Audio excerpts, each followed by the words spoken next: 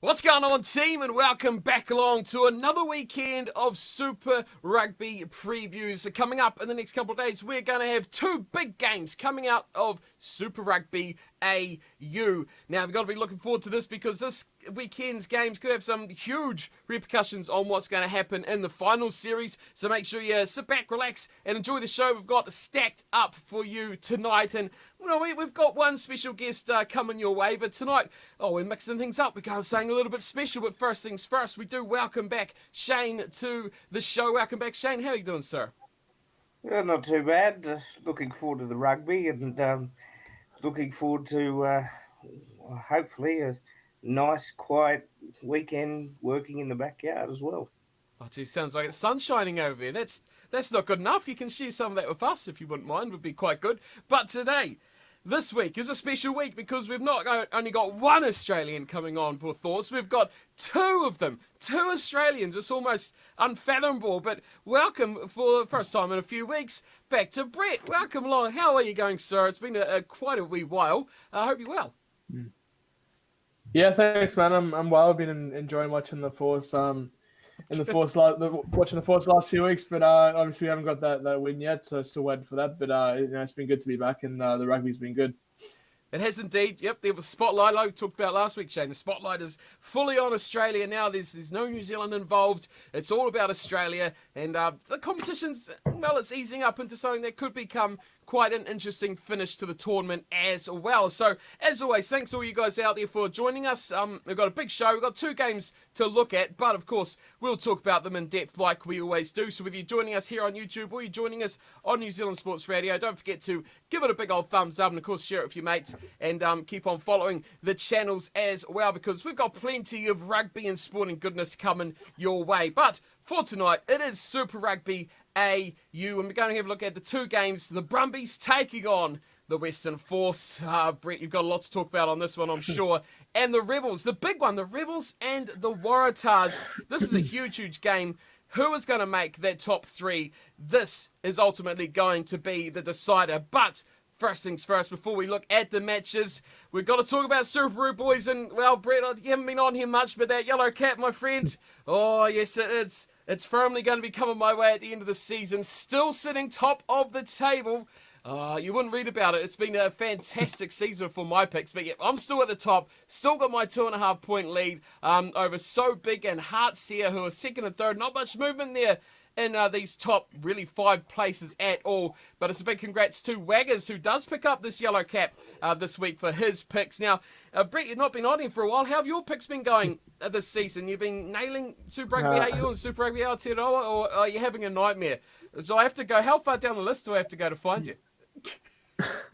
To be fair, I didn't even know I was in that comp, mate. So that pretty much shows how my tipping's been going ever since the isolation and Super Rugby stuff. I don't think I've even made one pick. So no, I haven't really bothered. It sort of got to a stage where it was just too lost to even try something. So yeah, it's going great.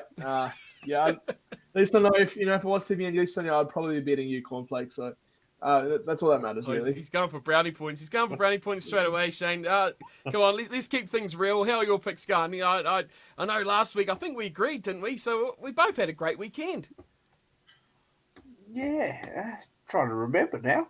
The Reds won. That's all Reds, you need to remember. Yeah, that's all I needed to remember because, sorry, Rhett. I mean, but it was. That's actually the second time this year the Reds have put 50 or more on an opponent this year, which is rare, I've got to say.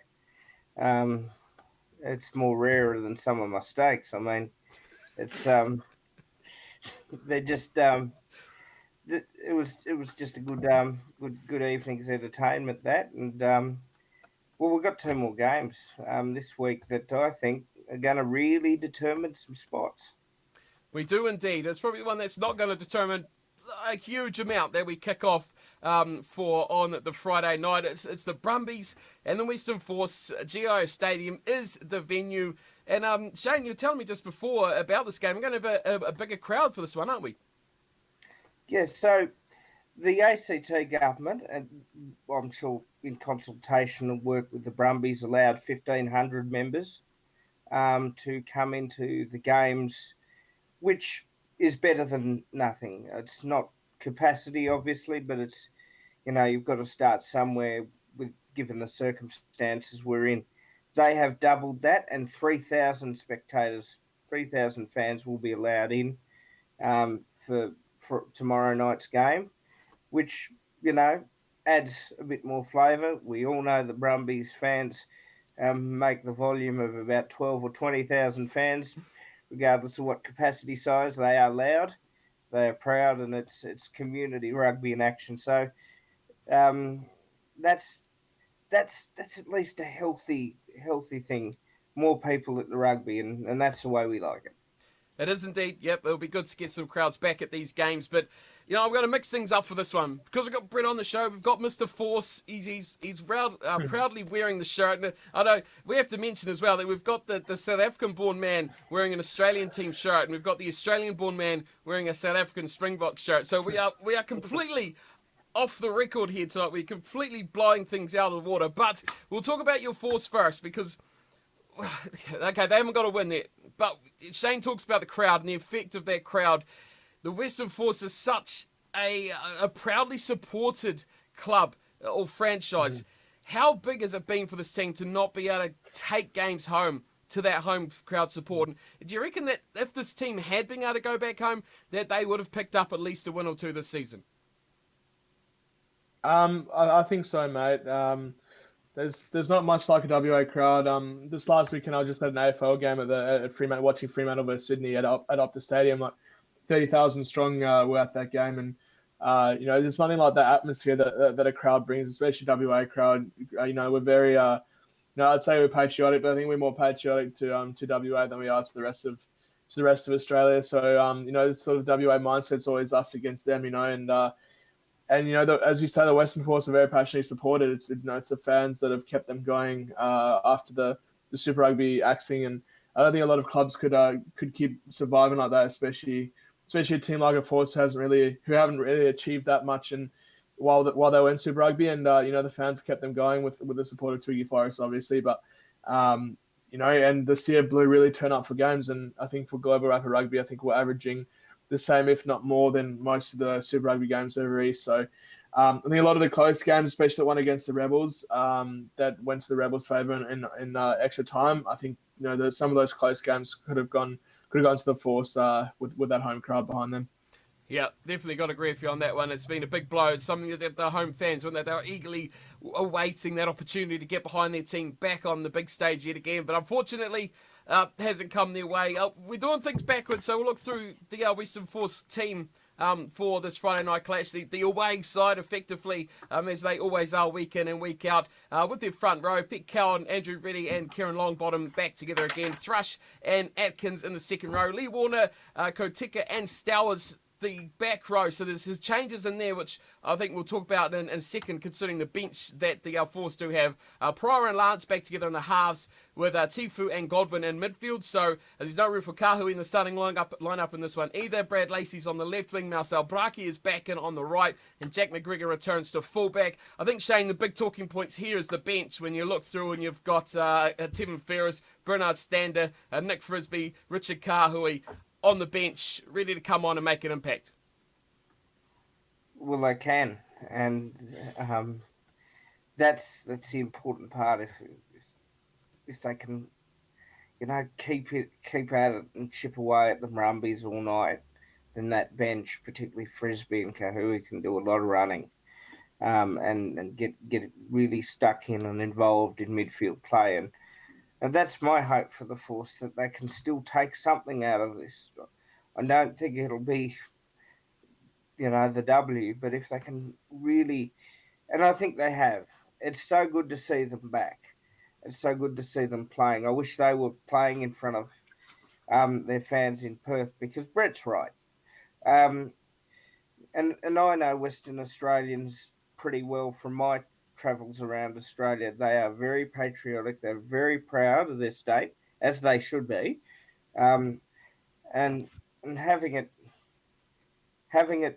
in Canberra, and I know that it's only 3,000 people up from 1,500 due to the circumstances, but that crowd's going to make a lot of noise, and they're going to be one-sided towards the Brumbies. So they're really up against Australia's best side with Australia's loudest rugby crowd and passionate rugby crowd. But if they just keep at it and keep at it, they'll take a few positives out of it, and that's my hope.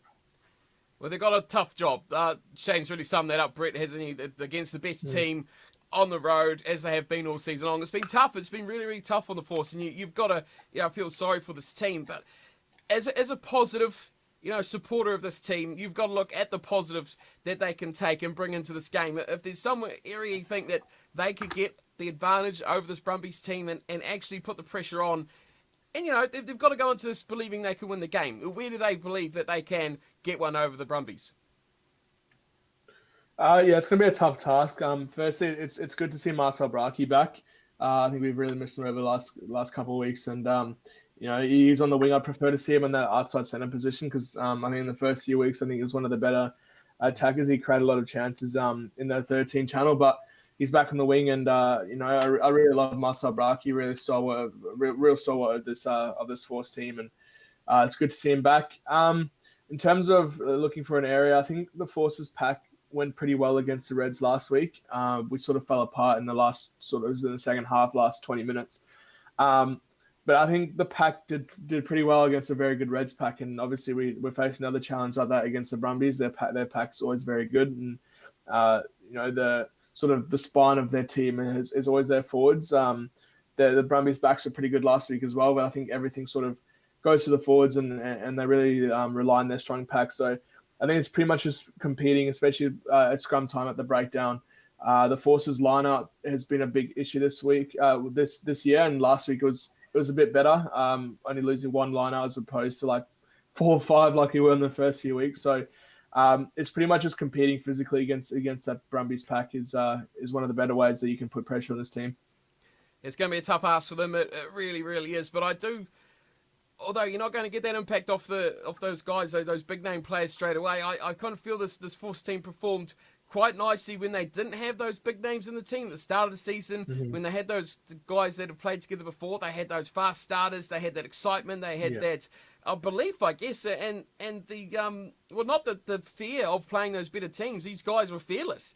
They didn't care who you were, and they kind of went out and they gave it everything right from that opening whistle. They didn't have the gas to go all the way, which was a real shame, but I feel they competed a bit better than they have now, whereas they're kind of competing over the 80 minutes, but at a lower level than they were over that earlier part where they were at 150% and then dropped off to about 20% at the end. So it's finding that balance, I think, in the team, and it's good that they're still creating and trying, getting those experienced guys, like, say, Marcel Braki. I think he'll bring a lot more cleverness or thoughtfulness to that back line where he's going to get a bit more out of the positional play of his team and things like that. So we'll see how they go, but it's a tough ask. It's a tough ask against the Brumbies, and when you look through the team that they've got and the form they've had as well since that loss, they've really, they've turned another corner, haven't they, and stepped it up another gear.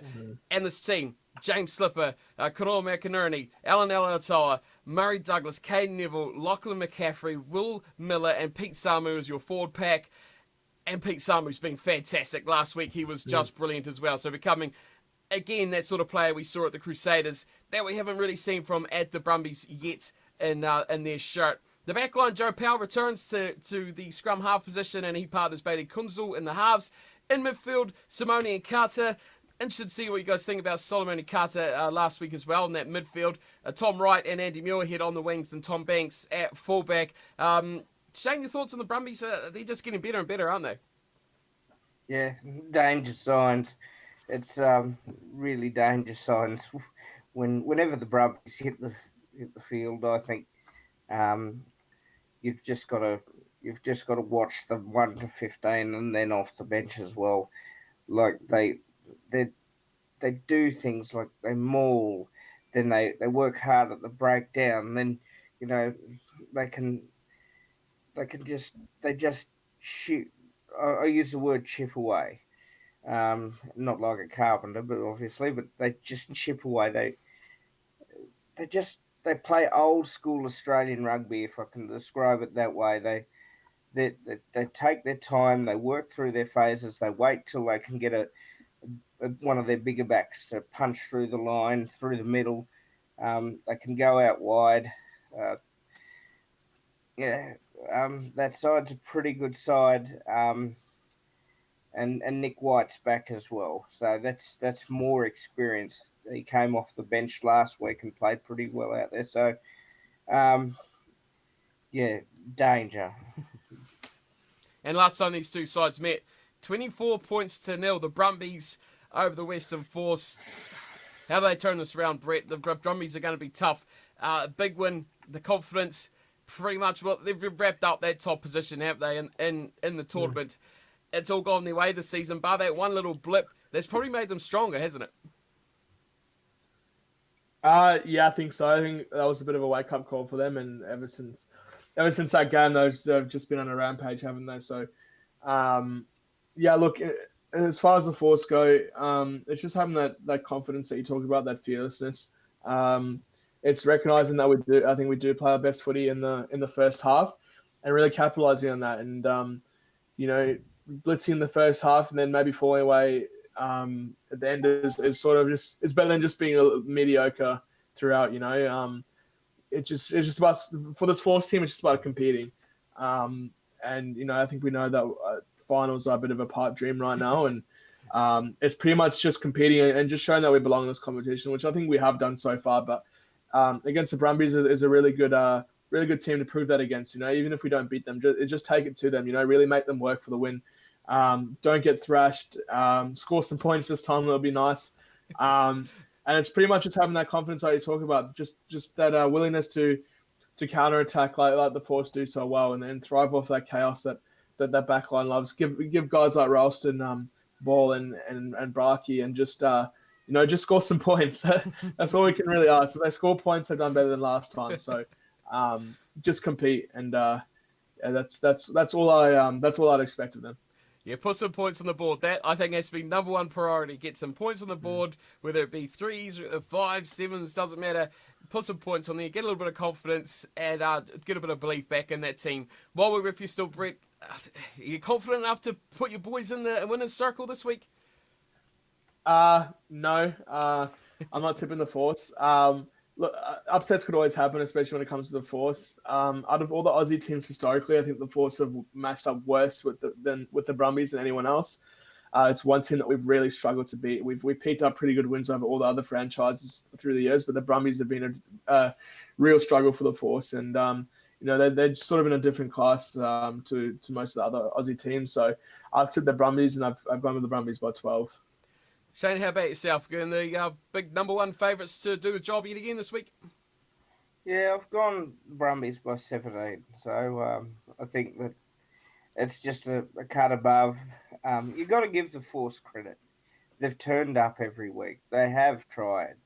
They're just probably one or two players short of, a couple more high-profile sort of players, in my opinion, that Twiggy could have used some extra mining dollars to have bought. And I'm not saying that won't happen in the future, because he's done an excellent job. If Tim Sampson, the coach, and Twiggy Forrest can get a couple of high-profile players, a couple more high-profile players, beg your pardon, because there are some relatively good profile players there. But if they can get a couple more, they could perhaps step it up for next year as well. So depending, of course, on what the format is. And we, as Australians, are united. We want the Force in the competition.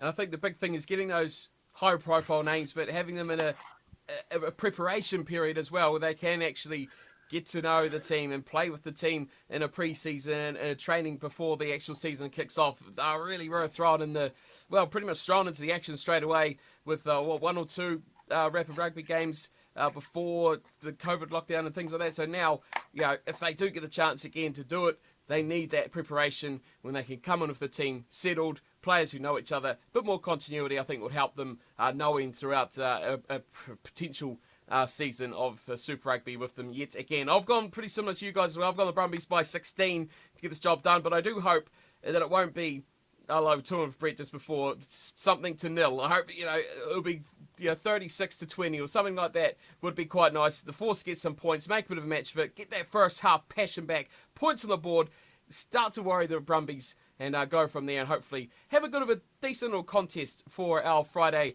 night fixture.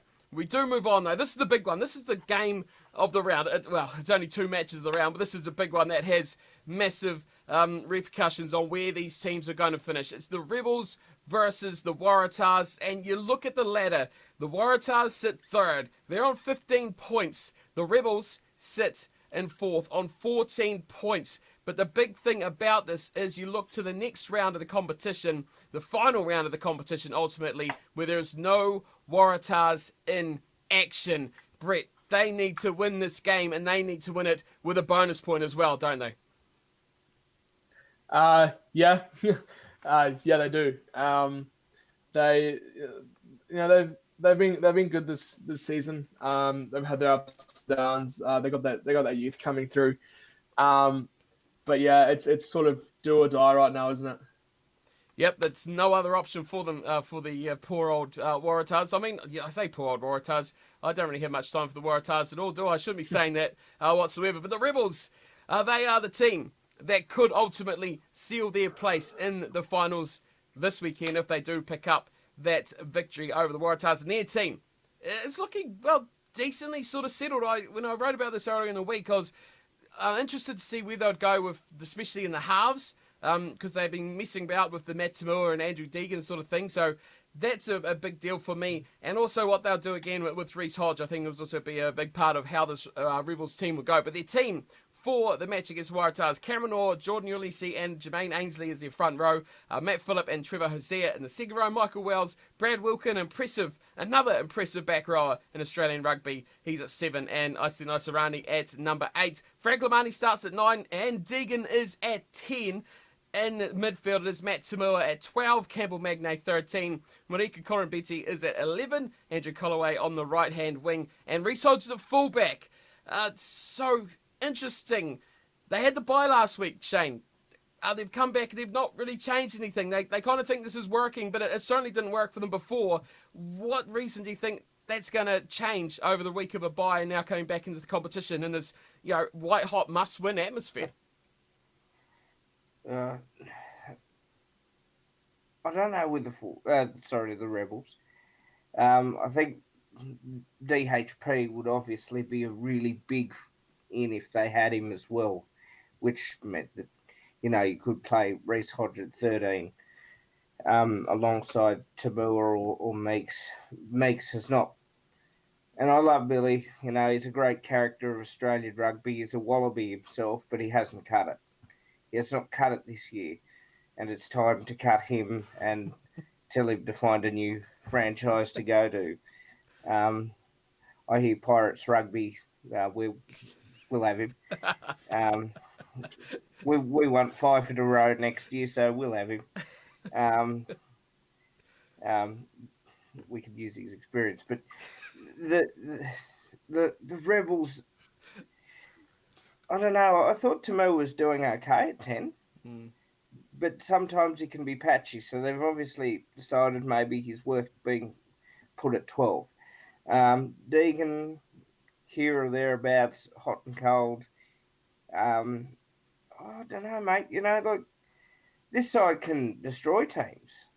And for me, I wouldn't mind if they took on the Waratahs and beat them again and did the clean sweep on them, which they will do if they win this game. But the similarity of playing styles between the Waratahs and the Rebels will mean that they'll have to mix up some part of their game plan to put the Waratahs off. And by keeping the same side that didn't work for them last time, the Waratahs are going to say, "You beauty, we're ready for this."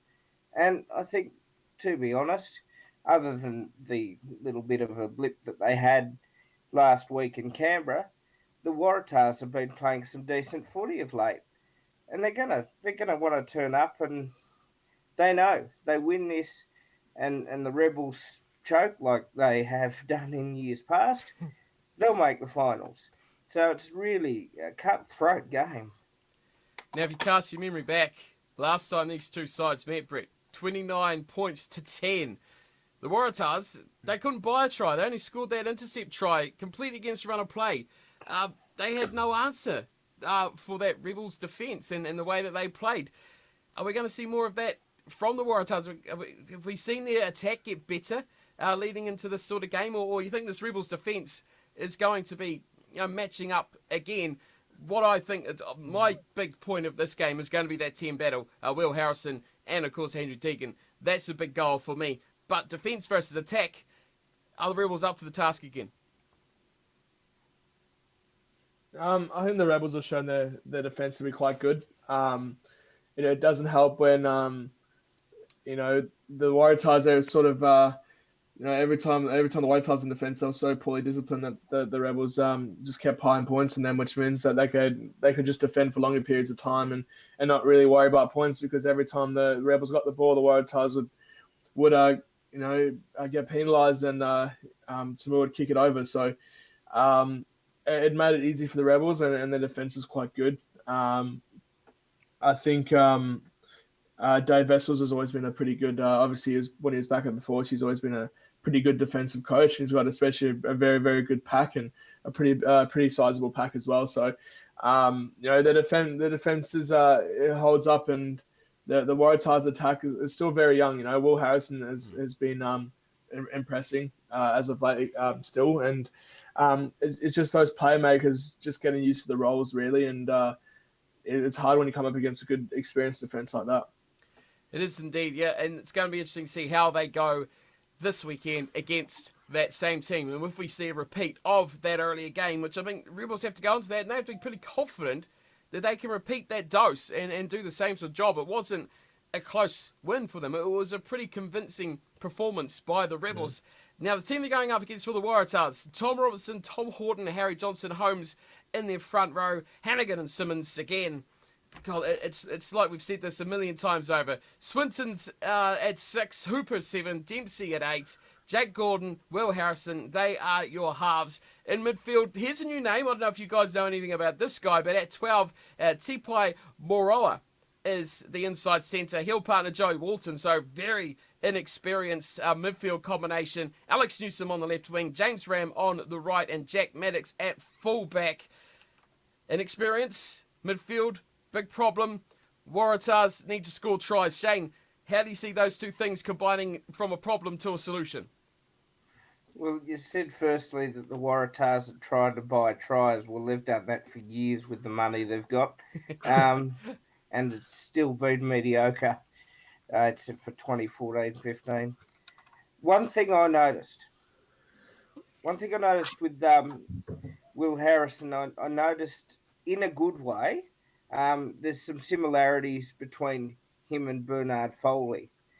But one major difference is that Harrison's got to keep his team organised for 80 minutes. Can't afford to do it for 40.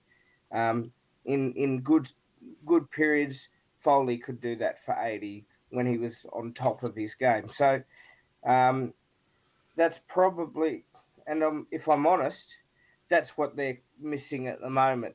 Just someone to organise their pack and organise their backs and organise their running players at times. So they've just got to put some points on the board quickly. And if they do that, they can trust their defence, because it worked against the Force a couple of weeks ago where they only conceded 8. And up until half-time in Canberra, they'd only conceded, it was 12-11. It was anybody's game. It was just that the Brumbies used more of their experience and just ran over the top of them. So there's some very good players on both sides, and it's make or break.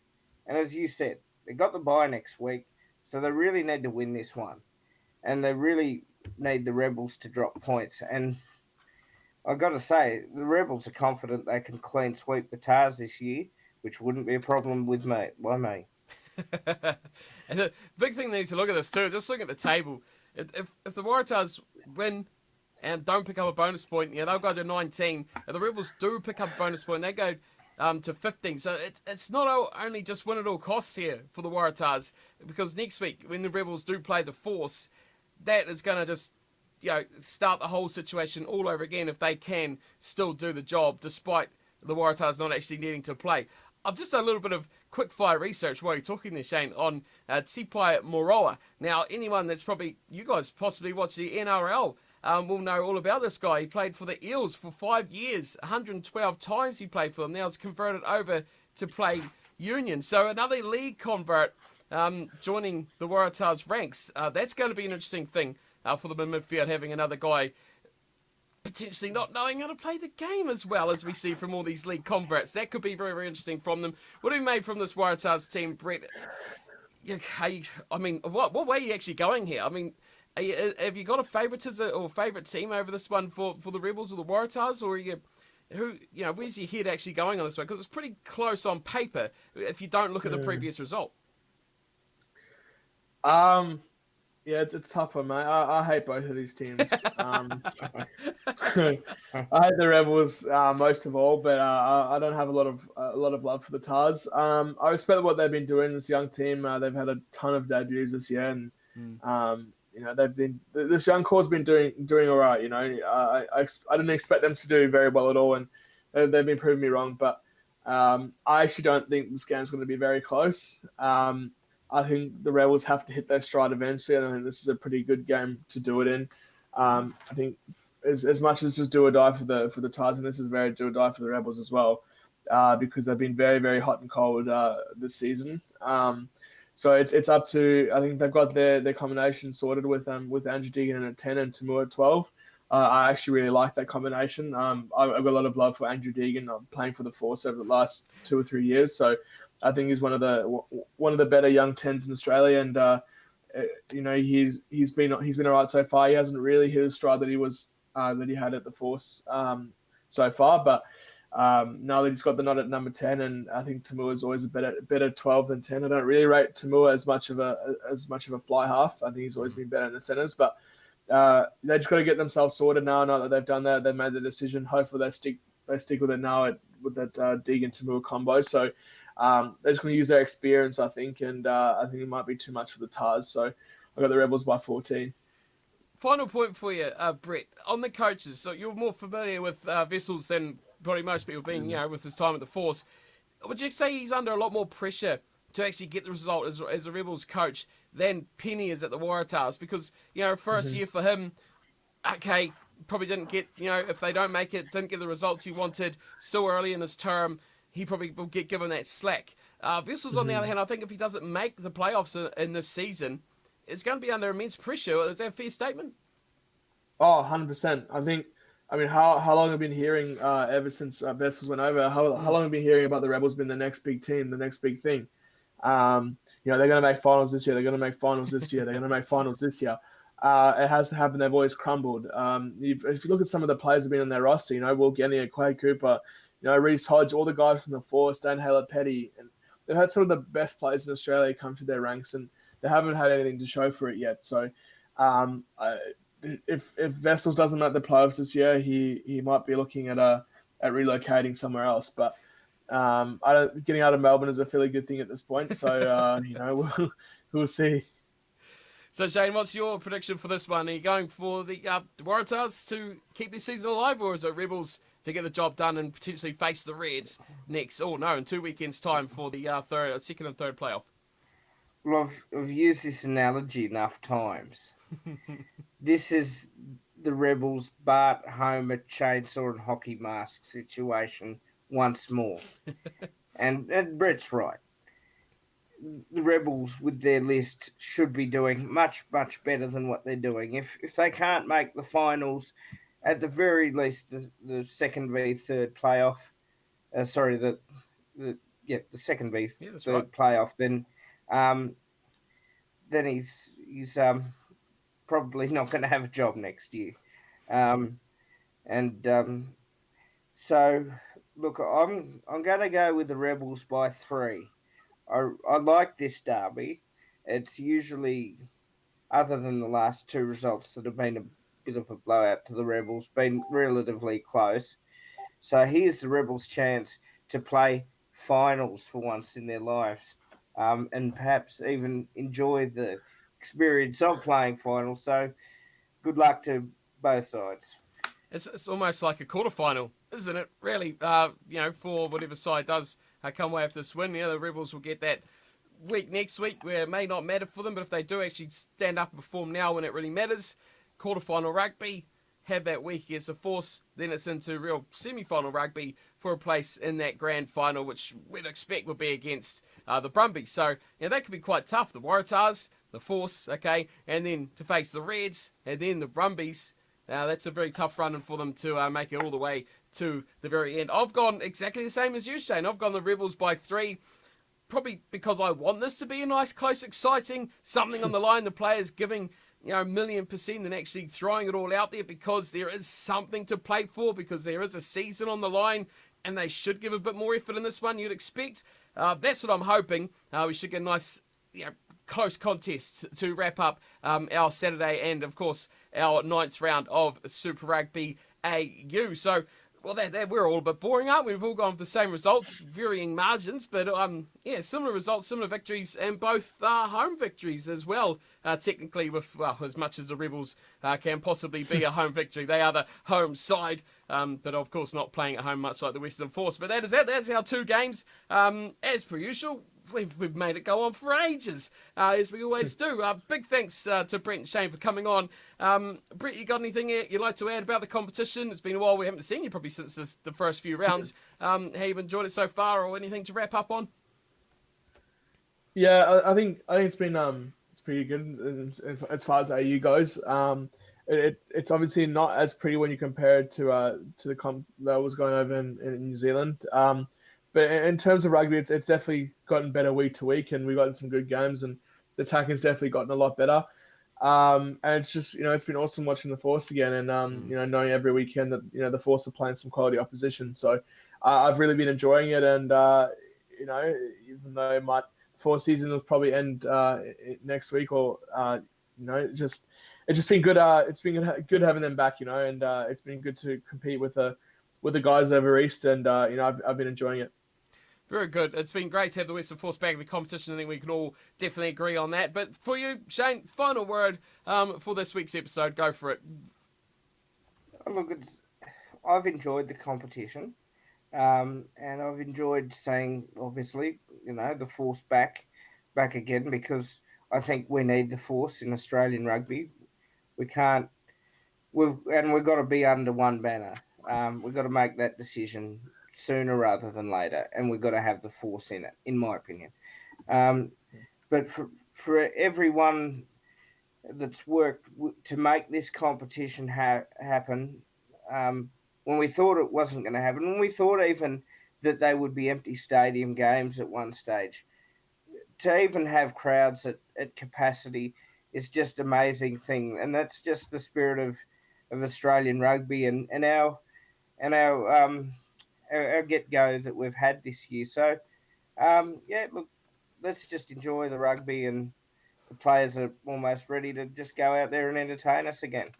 They are indeed. So we will give them a chance to set themselves up for another weekend of Super Rugby AU. A big thanks to Brett for coming on the show. And, of course, we've had the double header with the South African Australian and the Australia-South African. We've got the mix-up going on at the top there.